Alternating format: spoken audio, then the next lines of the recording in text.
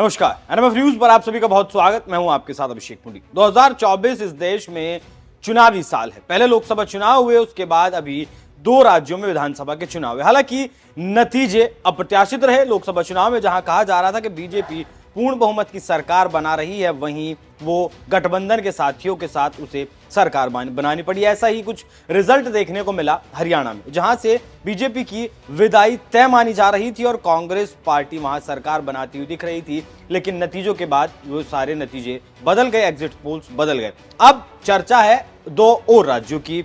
जम्मू कश्मीर हरियाणा में चुनाव हो चुके हैं, झारखंड और महाराष्ट्र के चुनावों की घोषणा हो चुकी है, वहां चुनाव होने हैं। और उसके बाद 2025 के शुरुआत में 2 राज्य इस देश के ऐसे हैं जिसमें चुनाव होने हैं और दोनों ही राज्य अक्सर सत्ता के केंद्र में रहते हैं। पहला राज्य है बिहार और दूसरा राज्य है दिल्ली। लेकिन आज बात करेंगे दिल्ली की, क्योंकि अरविंद केजरीवाल जेल से जब से आए हैं वो लगातार चुनाव प्रचार कर रहे हैं, बीजेपी को घेर रहे हैं और अब उन्होंने एक ऐसा दांव चल दिया है जो दांव कभी 2023 में राजस्थान में अशोक गहलोत ने चला था। तो सवाल उठने लगे कि क्या अशोक गहलोत वाला दांव चल केजरीवाल कहीं बड़ी गलती तो नहीं करने वाले हैं, क्योंकि 2023 में जब विधानसभा 5 राज्यों में चुनाव हुए थे तब राजस्थान में ऐसा कहा जा रहा था कि कांग्रेस पार्टी यहां सरकार बनाएगी, लेकिन जब नतीजे आए तो बीजेपी वहां पूर्ण बहुमत के साथ सरकार में आई। इसकी वजह क्या रही? वजह यह बताई गई कि जिस तरीके से मंचों से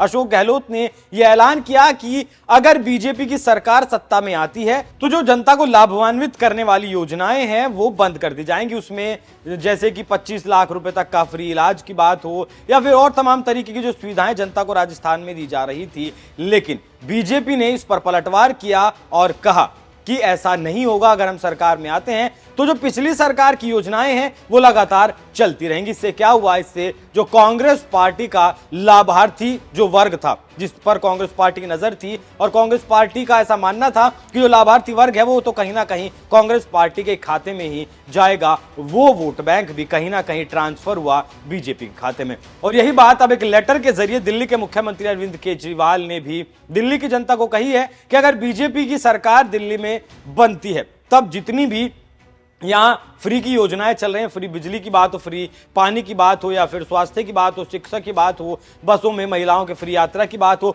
उन सब पर बीजेपी रोक लगा देगी, लगाम लगा देगी। लेकिन बीजेपी ने फिर पलटवार किया और कहा कि ऐसा नहीं होगा। जो पिछली सरकार की योजनाएं हैं वो लगातार चलती रहेंगी, हम उन्हें जारी रखेंगे। वहीं ऐसे में यह भी कहा जा रहा है कि जिस तरीके से 2025 में चुनाव होना है तो अगले महीने मतलब नवंबर के महीने में जब महाराष्ट्र और झारखंड में चुनाव होना है, उस दौरान दिल्ली में भी फ्री की रेवड़ियों की जो योजनाएं हैं उनकी एक झड़ी लग सकती है। और जितनी योजनाएं फिलहाल चल रही हैं दिल्ली में, उससे भी कहीं ज्यादा योजनाएं दिल्ली वासियों के लिए योजनाओं का ऐलान किया जा सकता है। तो जिस तरीके से पहले यही बात अशोक गहलोत ने की और यही बात अब दिल्ली के मुख्यमंत्री अरविंद केजरीवाल ने कही, तो क्या ये डर है अरविंद केजरीवाल का जिस डर की वजह से उन्हें बात कहनी पड़ी? और क्या दिल्ली के मुख्यमंत्री सत्ता दिल्ली की गंवा रहे हैं? क्योंकि जिस तरीके का डर, जिस तरीके का भाव वो दिखा रहे हैं वो तो यही